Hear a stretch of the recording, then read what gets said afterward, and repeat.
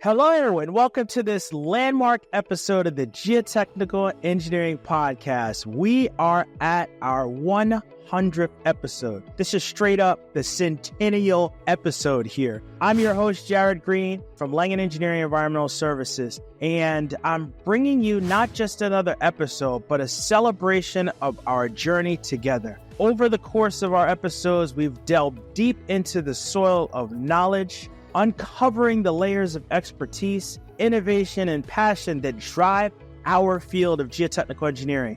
We've had the privilege of hosting some of the most esteemed and insightful guests from around the globe, each bringing their unique perspective and wisdom to you, our community. And in this episode, this special episode, we're taking a reflective walk down memory lane, revisiting the top 10 episodes that have resonated most with you, our listeners.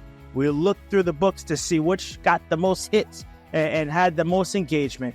And from groundbreaking discussions on new technologies and methodologies to inspirational stories of career development and leadership in the field of geotechnical engineering, we've covered a vast array of topics. And today, we highlight on the best of the best, the episodes that have captivated, educated, and inspired us the most. So, without further ado, let's embark on this journey through the top 10 episodes of the Geotechnical Engineering Podcast, celebrating the knowledge shared, the community we've built, and the future we're all moving towards. Here's to the past 99 episodes and the many, many more to come.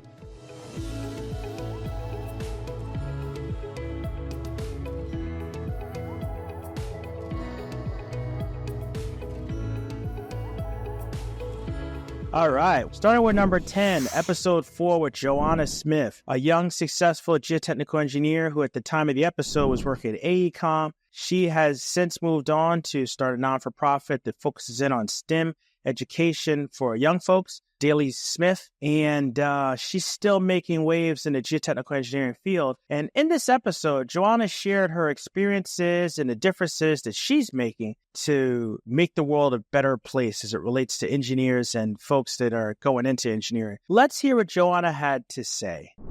We have to start at our hiring management levels for the most part. And I'm going to kind of speak about that. And also, I call it the pipeline effect. And I've been having these conversations with some of the executives within AECOM, and it's really been great to be a voice and an advocate, especially at this time. But when I want to speak about the hiring process simply because I think it's important for us to develop relationships with universities internationally. And doesn't only have to be, as I said, it can be international. It can be also in the Americas or wherever you'd like it to be. But universities are also diverse in just like how they're diverse in the type of subjects they teach, the scope of work, the intensity of the different subject matters that are taught. But they are also diverse in, ethnicities and the way different people think because they are from different spaces. And so I think it's very important for us to look creating partnerships with different universities and also creating partnerships with the different diversity programs that are in these universities. I'm talking about the pipeline effect. I think this is also very important. I'm not sure how many schools are or how much of corporate America is involved. I'm sure we have a few companies that are, but I think that working on the middle school level and also the high school level is very important, where we are getting into the schools, whether it is being a part of a STEM program. And I say at least try to impact maybe 500 just within the first 5 years, right? Different offices have maybe 5 regions within the Americas or whatever it is. Say, hey, we're going to adopt, 100 students over the course of this 5 year for each region. And, that's definitely something that would be great to put your name to, not only just for what it would look like, but for the impact that it's having on generations forever, really forever. And it's really a way to leave a legacy. And so that is what I think is very important in terms of looking at diversity and inclusion. And so because of that, and because of my love for that, I created my own company called Daily Smith Incorporated, which has a branch of STEM as well. And so I'm going to be pushing that forward this year and for years to come. within our communities. Um, so apart from that, I'm also the vice chair, not the vice chair anymore. Look at me, I'm still in last year. I'm now the chair of Go get him. diversity and inclusion for ASCE for the metropolitan section. Wow. And Congrats. that's very important, I think, to be able to diversify the scope there. And really, I think it starts with conversations as well, and just having these conversations of, hey, how can we make sure that we are creating a space? How can we make sure that we are doing our best to advocate for ourselves, and to also have other colleagues that are speaking on the behalf of moving and pushing excellence forward altogether with what it looks like of any skin tone, of any hue, but we are really looking at the talent and the capacity that everyone has to add value to projects and just to life in general, especially engineering from I call it the world view of engineering, right? That's really what it is. So that's my outlook on diversity and inclusion. In ninth place, we have episode 10 with John Grillo, PE, project executive at Keller, where he discussed the vital impacts of ground improvement techniques. John took a deep dive into these techniques and he provided us with some invaluable knowledge. Here's a piece from John. A lot of that starts at the beginning. I always joke around there's a big pile of stuff to do, and where do you begin? It's the beginning. Yeah. So I kind of take it in a progression. Like what's the least amount of work we can do, and is that? And I don't mean that the least like not good enough, but you don't want to. I don't want to overscope a job and do too much work. So if we look at something similar to like a compaction technique, like a rapid impact compaction, that would be like the least amount of work I could do on a job. Mm-hmm. Does that fit the bill? Well, no. Then the next bucket is say aggregate piers, and that works really good. Typically up to about 40 feet. I can go deeper. I've gone deeper, but you don't always need to go. So if you can get that 40 foot up to 40 foot range where you don't have very thick soft layers, that's going to do excellent job improving that ground. And then if you have the next level up from there would be the rigid inclusion, which is going to give you ability to bridge through deeper deposits of softer material. All right. Eighth on our list is episode 1, where we laid the foundation for the Geotechnical Engineering Podcast. This episode was all about what we aimed to achieve and how we wanted to serve this community. Let's revisit the opening. Let's see how we started on this journey together. As the first thing that comes to mind is a quote, to whom much is given, much is expected. So that's pretty heavy. I would say that, I'm not going to pretend to be something I'm not. I'm kind of a simple guy. I would say that, I'd want to continue to inspire people to do great things. So, there's a number of folks, and I'm literally just kind of seeing their faces now, that have kind of reached out to me on LinkedIn with the direct message, or DM as the young folks say, and it's like, just asking a question about what it's like to be a civil engineer. And I say, you know what, if they took the time to send this, I don't know if they sent this to 30 people, I don't know if they sent to 5 people. Mm-hmm. I'm in the middle of doing, it's probably late at night and I'm finishing a report or something. I say, you know what, I could take 2 minutes to respond to this person. I sent a response back, and it's like, they really appreciate it, right? And it's like, that could be the difference between somebody going into this field and not going into this field. So as far as if I have any influence, I would like to continue to point people that are interested in STEM fields to engineering, or to stay in the STEM field. I can remember as a young engineering student, I remember I was told by somebody pretty influential that I would never be an engineer. And and I think about that and I go back to that moment. It's like, man, I was crushed. Anthony, I was crushed. I was like, I guess I can't do it. He said, I can't do it. And I remember talking to people, this before we didn't have LinkedIn, or I don't even think we had Google back then. I think it was Ask Jeeves or something. But we didn't really have much outside of, talking to people I looked up to. And I remember one of my mentors, he was like, if this is what you want to do, take the time and get it done, right? Don't let anybody tell you can't do something that you want to do. Now, yes, engineering is hard. Yes, it's complicated, but by all means, if you want to do it and you're willing to make whatever sacrifices are needed, you can do it. And so I think that any influence that I have, and I don't want to speak in grandiose terms, but if you want to do something, you're willing to put the sacrifice in, you should be able to do it. And the reality is that everybody's listening has a different skill set. Everybody has different, strengths and weaknesses, but also everybody has different gifts. And if you're able to figure out what that means for you, and you're able to find a career path, because we're focused on professional things here. If you're able to find a career path that aligns with your passions, you really can do some powerful things. Like, I have a job. Yes, I have a job, but I really look at it as more like a career and a calling. And I think I'm lucky. I think I'm blessed that I could say that. But I think that everybody should be able to do that. And if I could point one person in that direction, then I would say it was a success. So with the podcast, I think about when I was a young geotechnical engineer, what would I like to hear on my commute? If I'm trying to get revved up and ready for the day, what would I like to hear, right? So I want to keep it interesting. I want to have guests and topics that are of interest to our listeners. I think that, like I said, I think there's a lot of cool and exciting things that are happening in the industry. And I think that I know there are a number of people that are experts within the field that would like to, get on a mic and chat.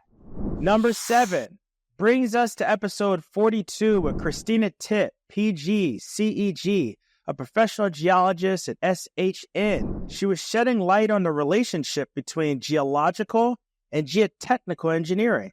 Christina's insights highlighted the importance of this interdisciplinary understanding. Here's a snippet of our conversation. Most of the time, CEGs are needed, and this is in California. I'm not sure of the laws in all other states, but if there's a development is planned in any geologic hazard zone, so our major geohazard zones are landslides, so slope instabilities.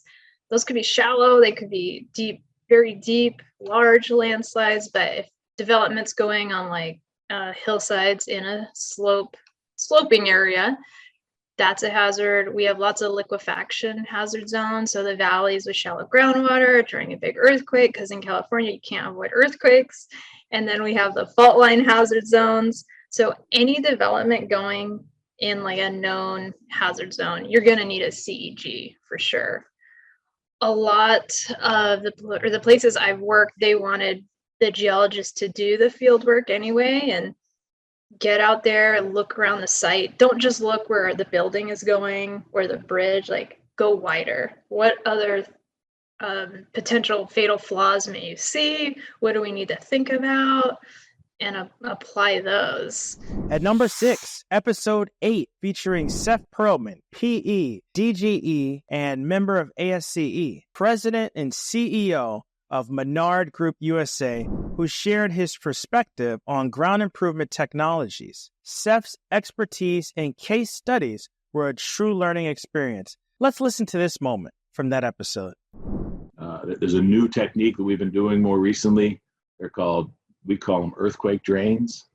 They're larger, 4-inch diameter slotted pipes wrapped with a fabric sock that are put in the ground through a mandrel.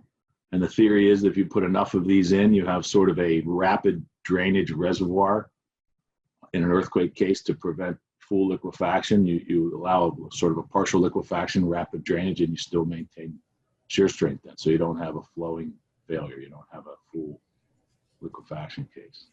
Got it. And we're using them in some markets. There's some debate about acceptance. Again, with all these techniques, because they're newer, it requires education, it requires study, it requires acceptance. And acceptance of any new technology doesn't occur all at once. It occurs, you sort of, it's like a religion, you convert a few people at a time. It's a good way to put it. 5th place goes to episode 7 with Peggy Haggerty Duffy, PE, DGE, member of ASCE, president at Haggerty Engineering Incorporated. She offered guidance on starting and growing a successful engineering firm. Peggy's advice on building client relationships was truly golden. Let's hear what she had to say.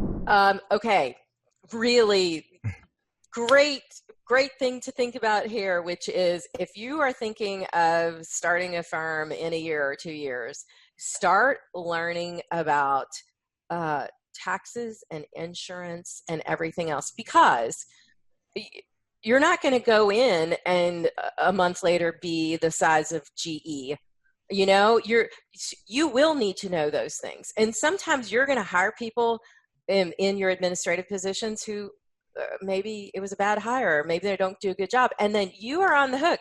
You need to know what a 941 is and what your workers' comp, responsibilities are. And if I decide I'm going to go do a project in New Mexico, what are all the things I need to know how to do?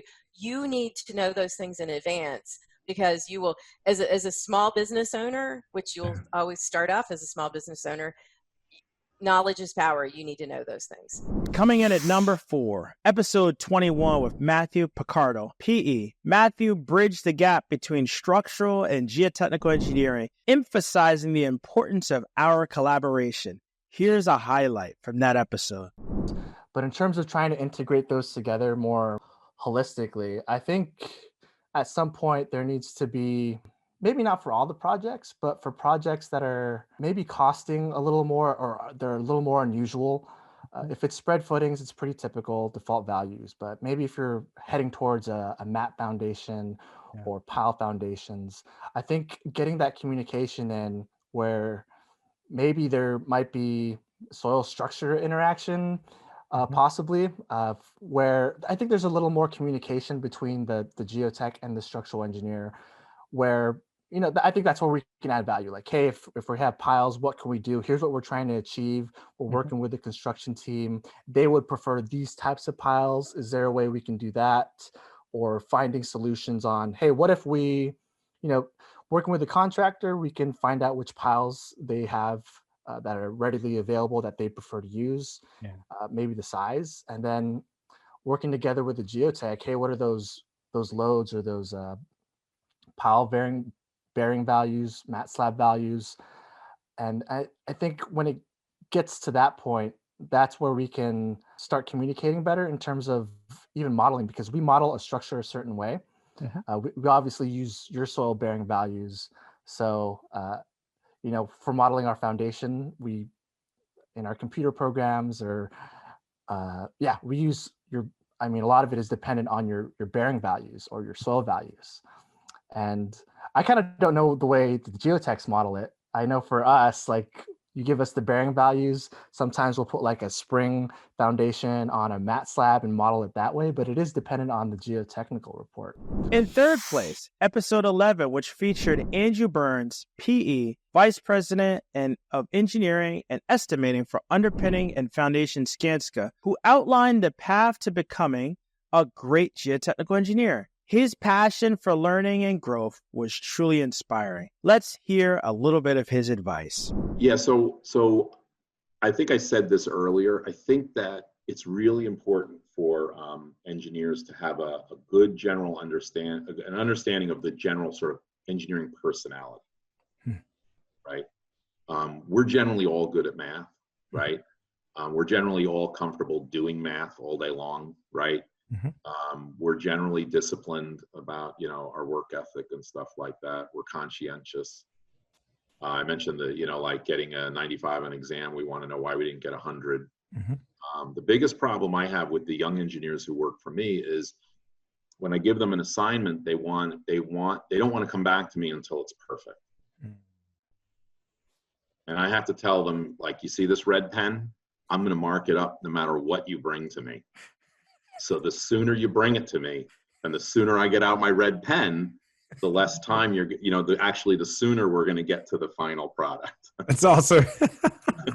So, and it's not a negative thing. That's not meant to be a negative thing. It's that, we sometimes as engineers, we avoid the collaboration aspect, of especially when we feel insecure that we don't have all the answers, and we're supposed to have all the answers because I just got this degree in engineering, you know what I mean? Yeah. And when you just have your degree in engineering, I know you got right back, you went and got your master's at Illinois, right? I mean, one of the top schools in the country.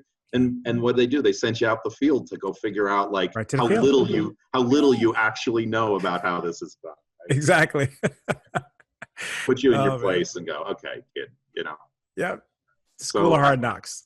Yeah, and I think that engineers could, there's probably some tools you can do to reach out, and maybe even podcasts like this are useful for that, right? To remind ourselves, look, we're just human beings. We have our own set of personality traits. We bring a lot to the table, but we could learn to be a little more open, more collaborative, more willing to show what we don't know, as well as show what we know. Second place is held by episode 2, where Dr. Kachipuran Gunalan, better known as Guna, and at that time, he was just coming off of being the American Society of Civil Engineers national president. He was the national president in 2020. And also, he serves as a senior vice president at AECOM. Offering a visionary look into our field's future, his discussion on the future of geotechnical engineering was truly enlightening. Listen to this concluding segment from that episode. Some people look at things as challenges, as programs and projects get bigger and more complex. I know that always comes down to, the risk. And so the risk is always of the unknown. And as much as a lot of people say, well, we probably know what we need to be doing and so on, it still comes to all geotechnical engineering is local, experience is local, and what do you know and how do you go about addressing those while we go about building. We're building much bigger, taller buildings. We're building more complex structures. We're trying to build this thing so fast. There's a lot of things out there that one needs to bring to bear on those types of challenges: knowledge, experience, and ability to collaborate and work with others.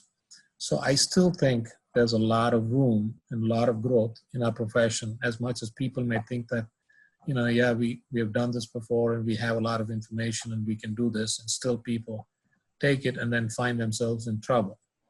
So I still think the field is still open. There's a lot of opportunities for innovation. There's a lot of opportunities for exciting things.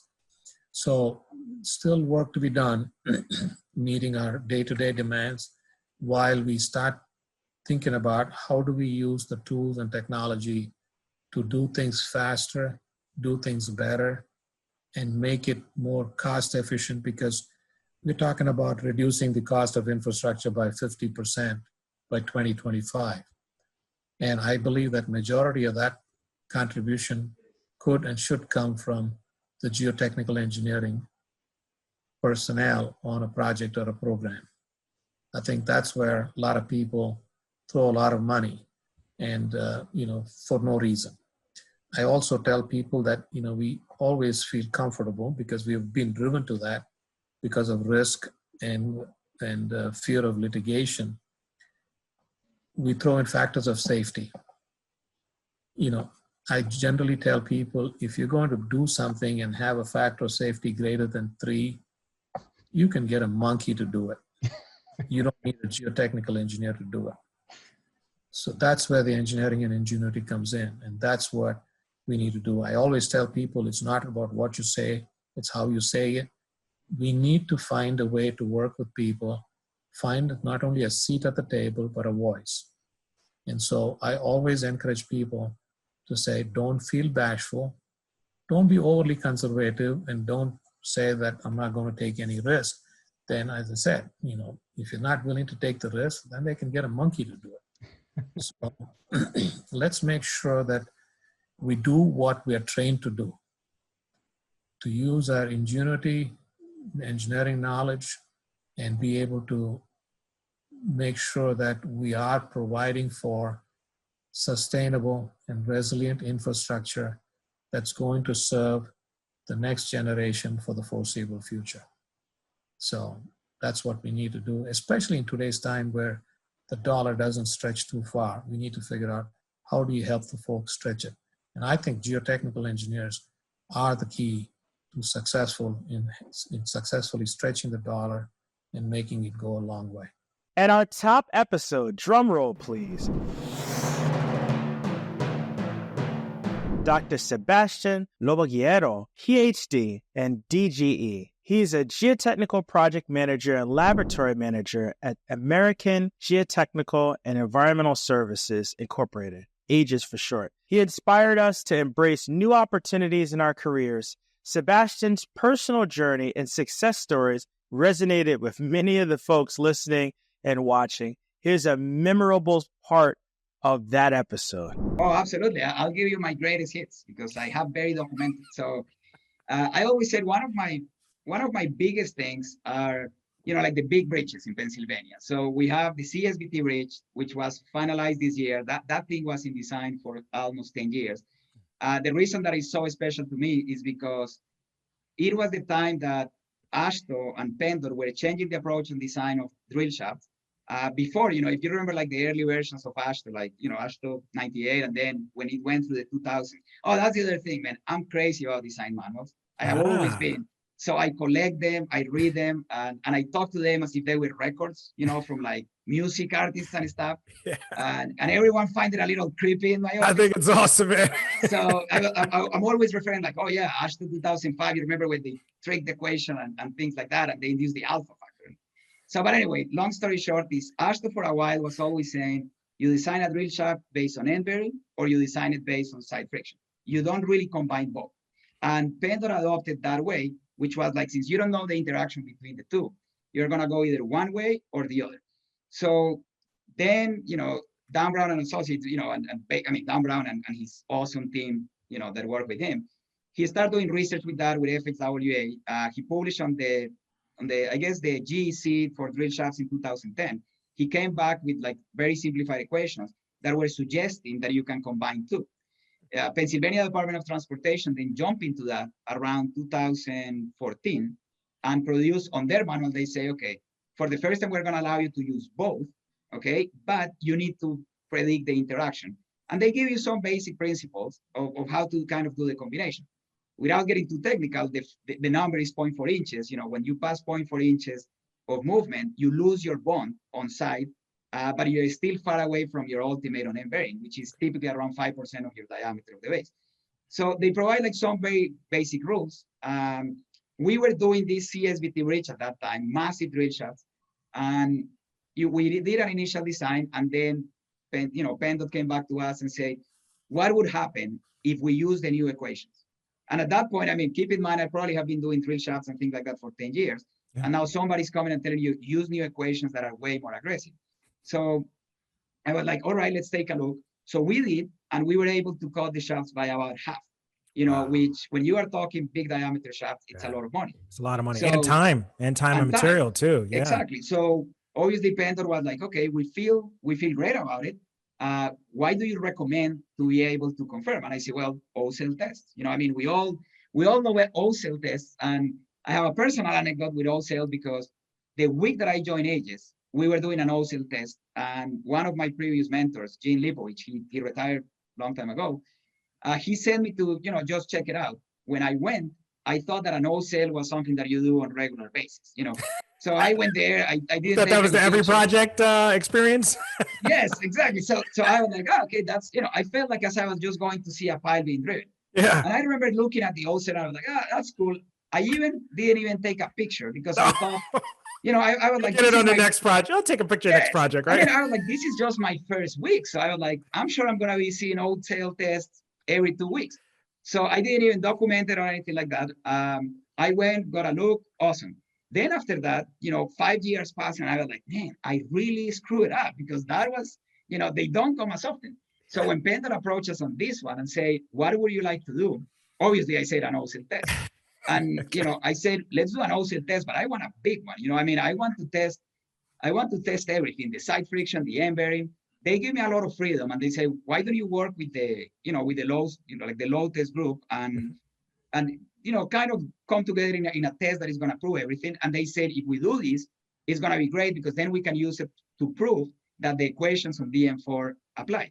So we did that. It's one of the best things that I always show in my presentations. I did the calc for the whole thing in less than half a page by hand, wow. Kind of on the back of the envelope.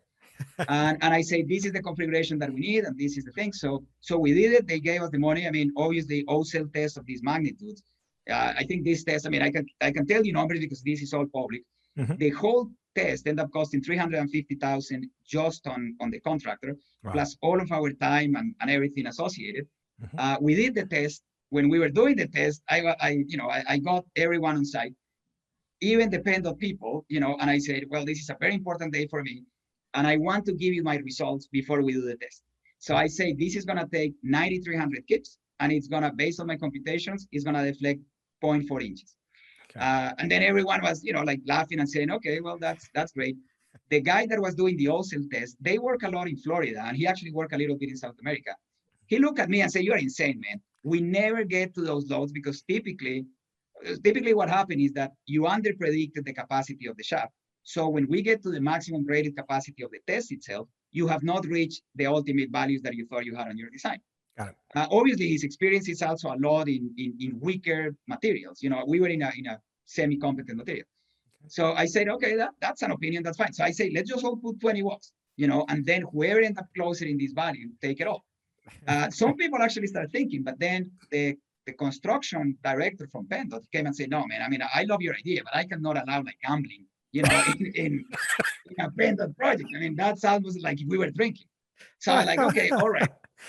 We did the test, so I predicted 9,300 and it ended up failing at 9,300 plus 500. So it was basically 93, it was extremely close. Yeah. Now the deflection, I predicted 0.4 and it failed at 0.35. At the moment that it failed, the guy, the same guy that told me we cannot bet, he looked back at me and I said, I don't know how much you're getting paid, but go and ask your boss to pay you twice, man, because if you can predict to this kind of thing. So, all right. So as we wrap up this celebratory episode, this centennial episode, we look forward to the next 100. And we want to extend our heartfelt thank you to all of our listeners and, of course, all of our incredible guests and all the people behind the scenes that make this thing work with the editing and scheduling and things of that sort. Your support, your engagement, and your leadership have made this podcast what it is today, a platform for learning and sharing and growing together in the world of geotechnical engineering. Thank you. I hope you enjoyed the episode today. We would love to hear your feedback, comments, and or questions. Please feel free to go to geotechnicalengineeringpodcast.com, where you'll find a summary of the key points discussed in today's episode, as well as links to any of the resources, websites, or books mentioned during this episode. Until next time, we wish you the very best in all of your geotechnical engineering endeavors. Peace.